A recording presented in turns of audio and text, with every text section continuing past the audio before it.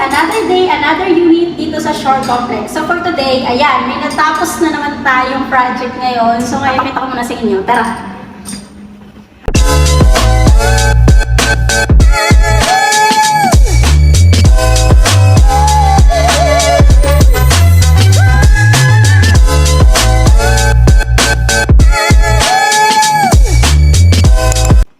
Ayan, so yan, as usual, meron tayo ditong backsplash na white. Ang gusto ni owner dito kasi white black. So yan, white black yung nilagay namin. Yan. Yan yung backsplash niya. Lagi niyo namang nakikita sa vlog ko yung mga iba. So, ang gusto ko lang isa yung i-highlight ito dito. Dito tayo sa may sala. Ayan. White, black, saka gray.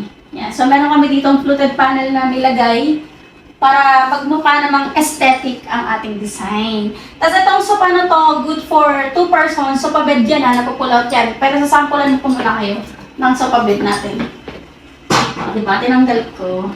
Gusto ko rin kasing makita. Yan, hatakin nyo lang siya. Ganyan. Tapos, ay, malagay yung bag ko. Ay, wait lang.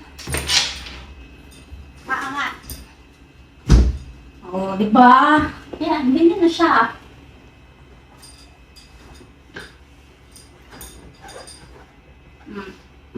Ganyan na siya after. So, pwede ka nang matulog. Pero parang maiksi. Pahalang, ma'am. Ah, pahalang sila. Okay.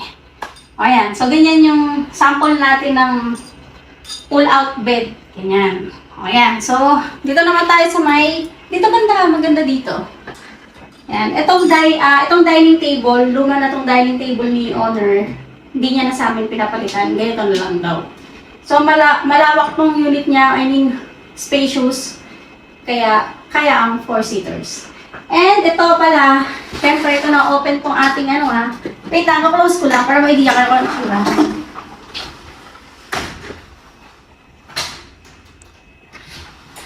Bulaga.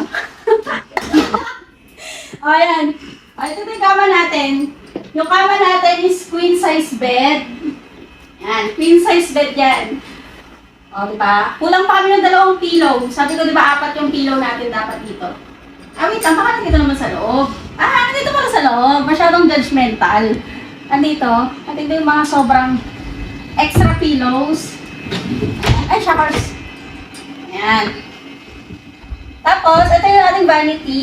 Kulang pa kami ng salamin. Kakabitan namin later ng salamin para may salamin siya. May vanity siya. Tsaka yung chair, ma'am. Ha? Chair. Oh, at saka chair pala. Oh, may chair na tayo doon. Apa. Ah, may chair na kami dyan na nakaabang. Tapos ito ang ating view. Pakita mo muna sa kanila ang view natin. Yan, facing Macapagal, Makati, Manila. Six Senses yung blue na building na nakikita niyo. Federal Land Project yung mga natatanaw niyo dyan. Project ng Federal Land sa Macapagal. Yan. And, ayan na. Ito na siya lahat. Ready for Airbnb. So, tomorrow, meron nang mag-check-in dito. Sa toilet, ganoon din naman yung show na toilet, pero papakita ko lang sa inyo yung toilet. Para malas ka na. Ayan. Oh. Ayan. Nilime wash lang namin yung taas dyan. Parang iba yung color. At syempre, hindi mawawala. Dapat may bidet tayo. Bidet natin. At salamin.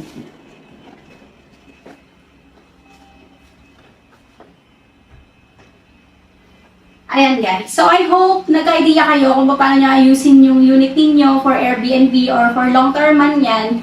So ayan, ito lang yung lahat yan. So thank you for watching and please don't forget to subscribe to my channel. Bye!